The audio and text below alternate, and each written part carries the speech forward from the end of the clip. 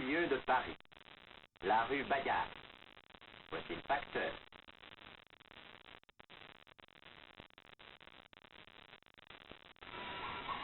Ah, il y a du courrier pour le 32. C'est la maison des Martins.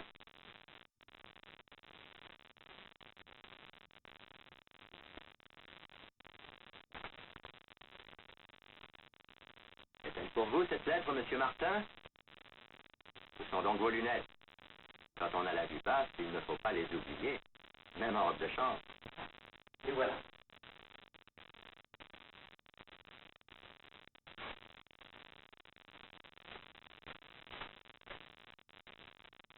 Chérie, voici une lettre de Madeleine. Elle annonce son retour d'Angleterre pour aujourd'hui même. Comment? 2 jours avant la date prévue? Pourquoi? Mais parce qu'elle rentre en avion. Son amie anglaise a pu lui procurer une place. Oh, quelle chance, me chérie. Dire qu'elle verra Paris à vol d'oiseau. La tour Eiffel se dresse comme une flèche tout près de la Seine.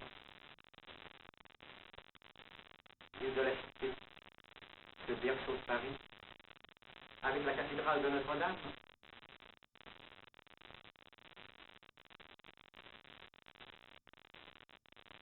Et puis encore sur la butte Montmartre, la basilique du Sacré-Cœur. Enfin, c'est Paris, quoi. Elle a très bien fait de profiter d'une telle occasion. Mais qu'est-ce que tu me racontes là? Tu sais bien qu'elle ne verra rien de tout ça. Les avions venant d'Angleterre ne traversent même pas Paris. Et ça, on nous a demandé la permission. Oh, tu sais, les jeunes filles d'aujourd'hui. Et s'il lui arrivait un accident? À quelle heure arrive-t-elle? Mon Dieu! 9h30 à l'aérogare des Invalides. Tu peux bien te rendre compte. Dépêche-toi, va t'habiller. Et les garçons, qu'est-ce qu'ils font? Allez, parle! Réveille les garçons en passant.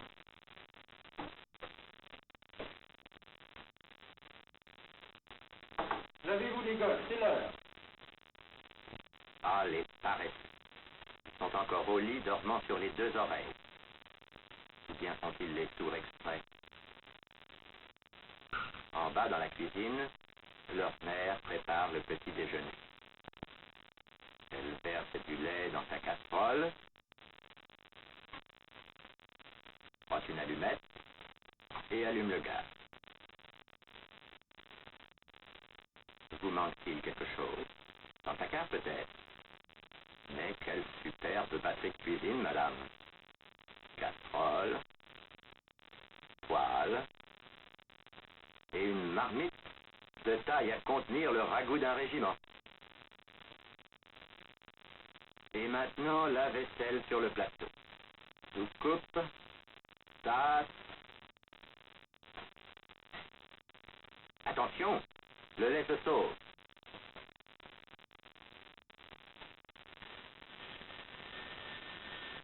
Et voilà 7 heures qui sonnent et les enfants ne sont pas encore levés, madame.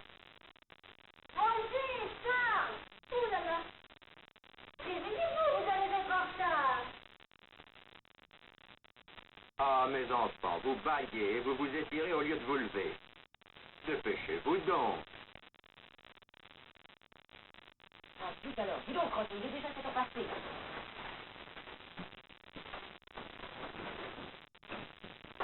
Ça y est, la salle de bain est occupée. Voilà ce qui arrive quand on se lève tard. Inutile de frapper, votre père sera. Qu'est-ce qu'elle fait? Nous, papa, nous sommes bien coucher. Nous sommes en retard. Tant pis pour vous, mes garçons. Il fallait vous lever plus tôt. Il ne vous reste qu'à faire la queue.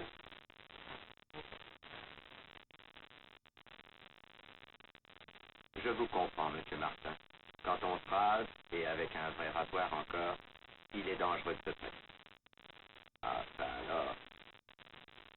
D'ailleurs, je vois que vous êtes un véritable artiste. La joue droite en descendant,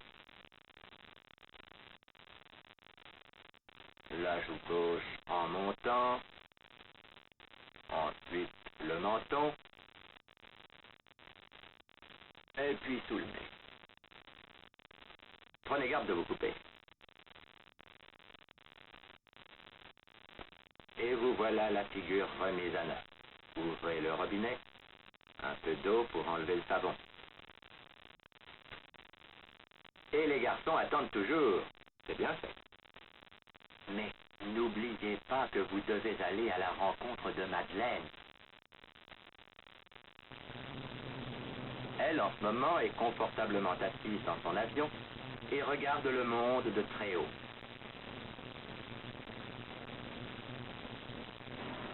Le quadrimoteur Languedoc, faisant du 350 km/h, se dirige vers le Bourget.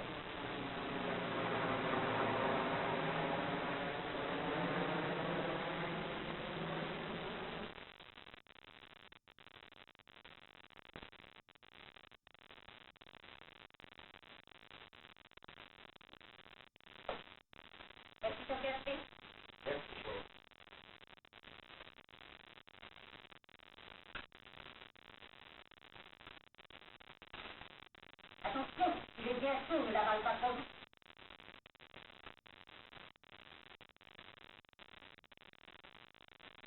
On les gosses. En voilà un. Il descend l'escalier 4 à 4. Attention, tu vas tomber. Ça y est, quand je te le disais. Mais qui est cet imprudent qui se laisse glisser le long de la rampe? Voyons, si c'est fait mal, c'est des imbéciles, il fallait descendre comme moi. Bonjour les garçons.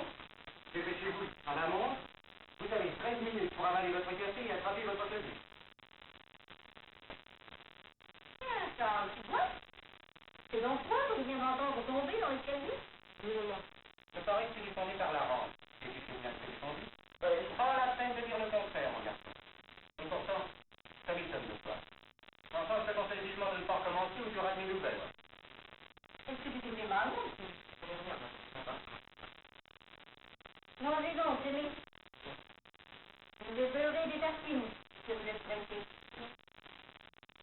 Non, c'est moi qui verse le café, à partir d'aujourd'hui. On a assez de l'accepter. Ce n'est pas toi qui fais le blanchissage.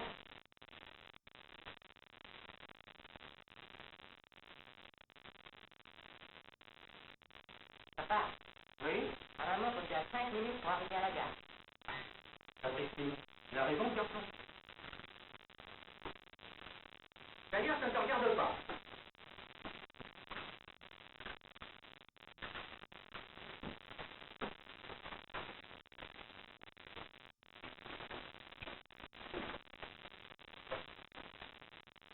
Alors, chérie, tu n'as rien oublié? Tu as perdu. Ton chapeau. Tes gants. Où sont tes gants? Et voilà. Bon, au revoir. Au revoir.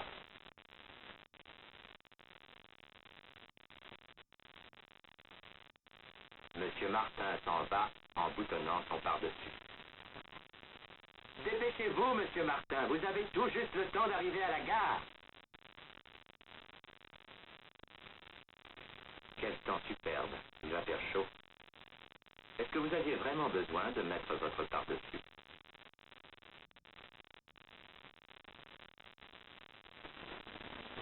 Et qu'est-ce qu'il y a? Ah, c'est le train qui arrive. Il est déjà en gare.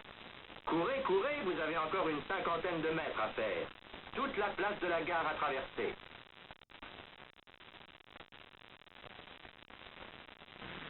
Au Bourget, le Languedoc vient d'atterrir.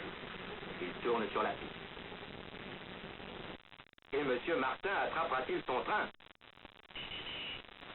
Les portières sont déjà fermées. Je comprends votre soulagement, monsieur Martin. Ça a été tout juste. Mais c'est égal, vous ne ratez jamais votre train. Et vous voilà en route pour Paris.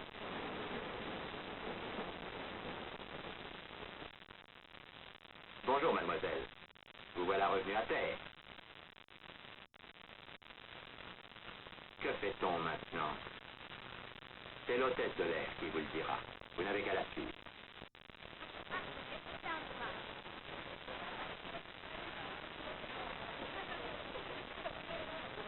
Il y a toutes sortes de formalités lorsqu'on rentre de l'étranger. La visite des passeports, par exemple.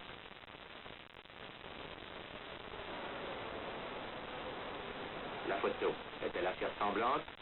Les photos de passeport ne flattent jamais. Et puis, la douane. Vous n'avez rien à déclarer, mademoiselle? Le car vous attend. Les bagages sur le toit. Les voyageurs à l'intérieur. Le conducteur recouvre les bagages d'une bâche et descend.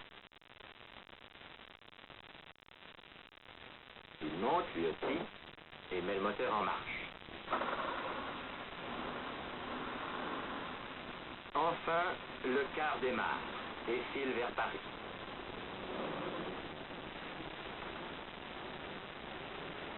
Il roule en cahotant sur le pavé.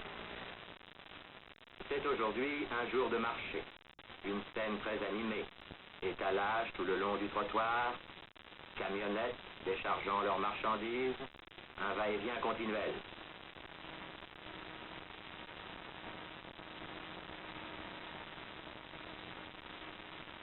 La circulation est à droite. Les voitures doublent à gauche. Et à quelle allure encore. Les autobus n'ont pas d'impérial.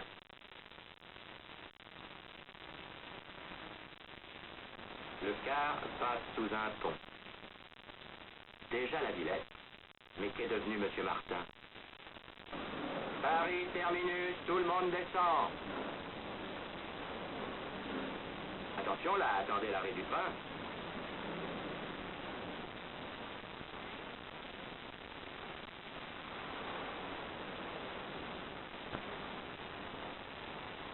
Ah, vous voilà, M. Martin. Comme tout le monde est pressé, et M. Martin, au pas de course, se faufile à travers les gens.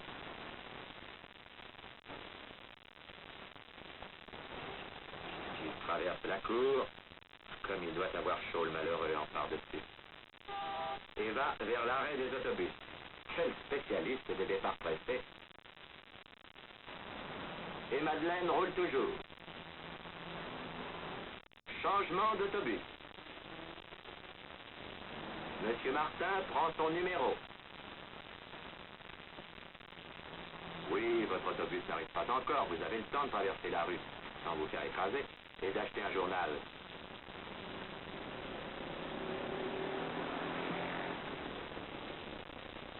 Attention, l'autobus arrive. Vite, payez, attrapez votre journal et retraversez la rue. Ah, trop tard. Pour une fois, le spécialiste des départs pressés reste en carafe. Et pendant ce temps, Madeleine fait le tour de Paris presque.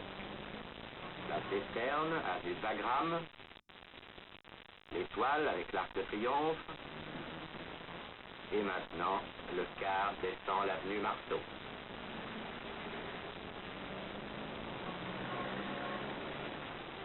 Bravo, Monsieur Martin, vous n'avez pas manqué le suivant. Et vous voilà déjà place de la Concorde.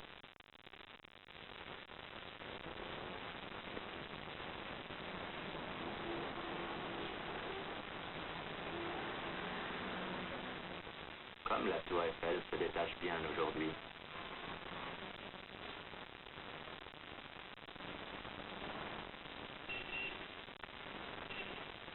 Et revoici le car, place de l'Allemagne.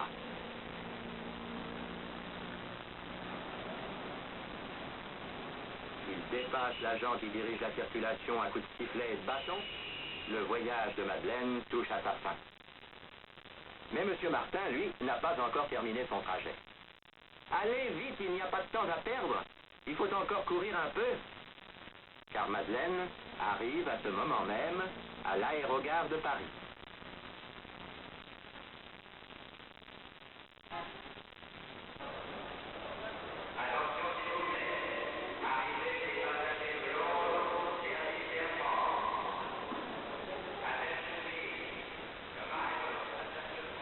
La voici, qui monte l'escalier avec les autres voyageurs pour gagner le hall.